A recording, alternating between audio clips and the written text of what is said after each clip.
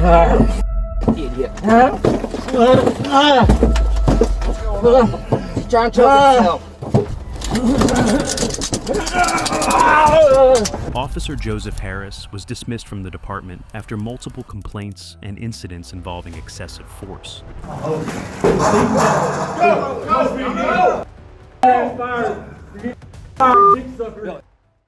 In Jonesboro, he was accused of violently assaulting an inmate, further fueling concerns about his conduct on duty.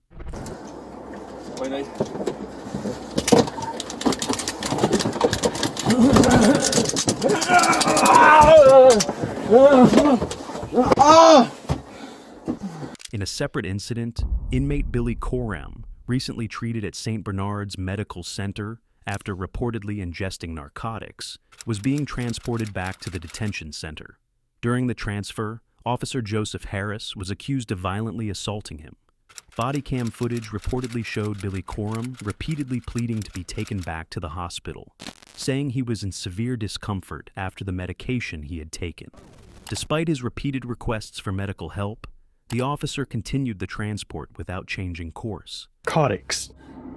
I swear to God on my daughter's life, I've got thin inside of me, and they're trying to send me back to the jail where they're going to let me die. I don't give a fuck. Well, I'm telling you. I don't give a fuck. No, I'm saying I don't give a fuck what the hospital does. Okay, cool.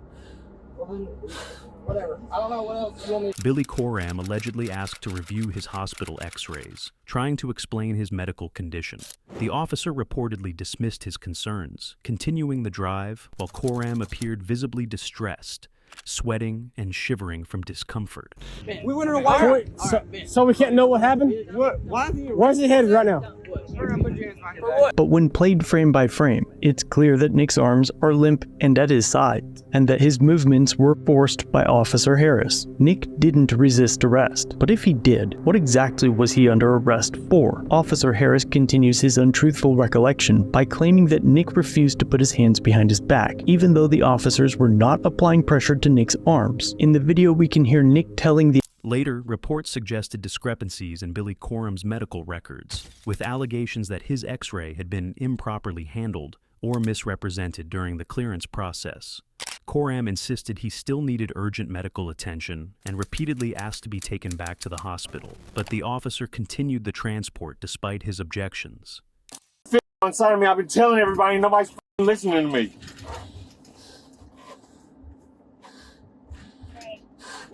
Why are y'all not listening to me? Billy Coram reportedly became increasingly desperate during the transport, insisting the officers were wrong about his condition and pleading for medical attention. In his distress, he tried to convince them of the seriousness of his situation, but his requests continued to be ignored as the situation escalated inside the squad car. On my daughter's life, I've got one daughter. She's 17 years old and she hates my goddamn guts.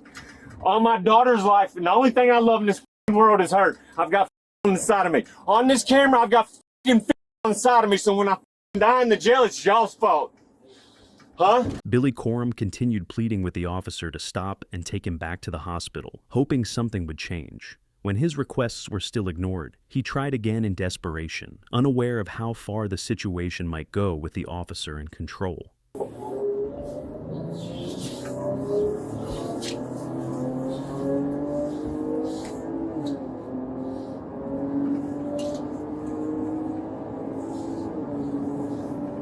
What are you gonna do, wreck and kill me?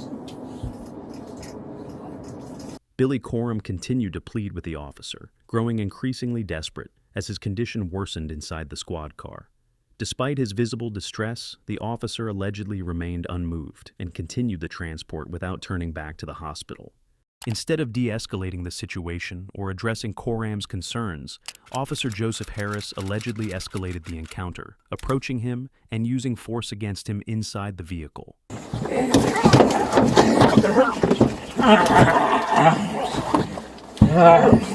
Idiot. He's trying to choke himself.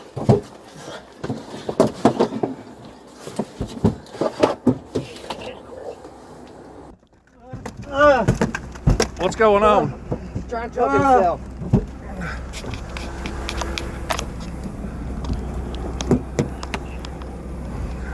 So you out?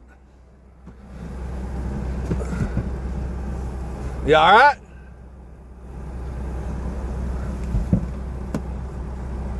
Billy, you all right?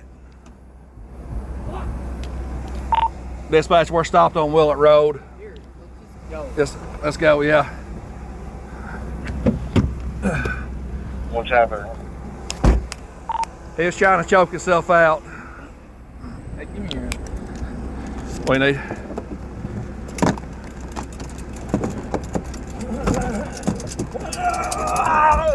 There he goes.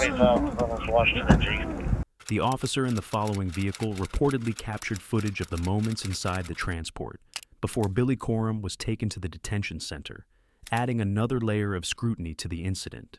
At the detention center, Billy Coram kept shouting that Joseph had punched him in the face, but the officers would not listen as they carried him into the prison center. Officer Joseph returned to smack him in the face.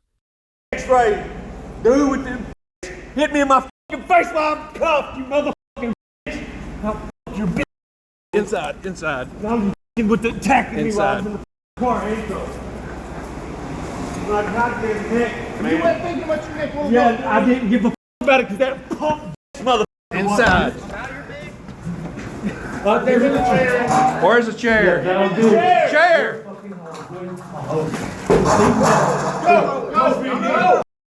Clear bruising was reportedly visible on Billy Coram's face as he was brought into the detention facility, further fueling allegations that he had been assaulted during the transport.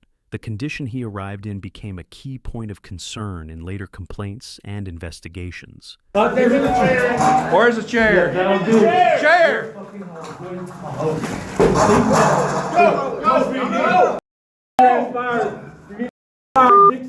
Billy, calm down, brother.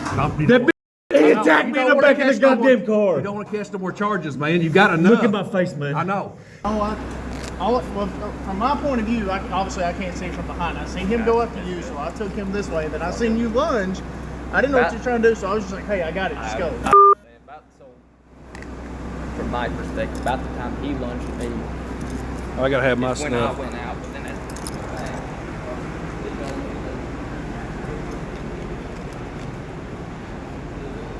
Officer Joseph Harris was later terminated from the department following the allegations surrounding his conduct during the transport of Billy Coram.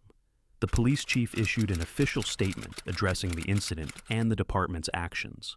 Coram subsequently pursued legal action, and the court awarded him damages reportedly totaling $750,000, along with an additional $500,000 for medical treatment and related health care costs.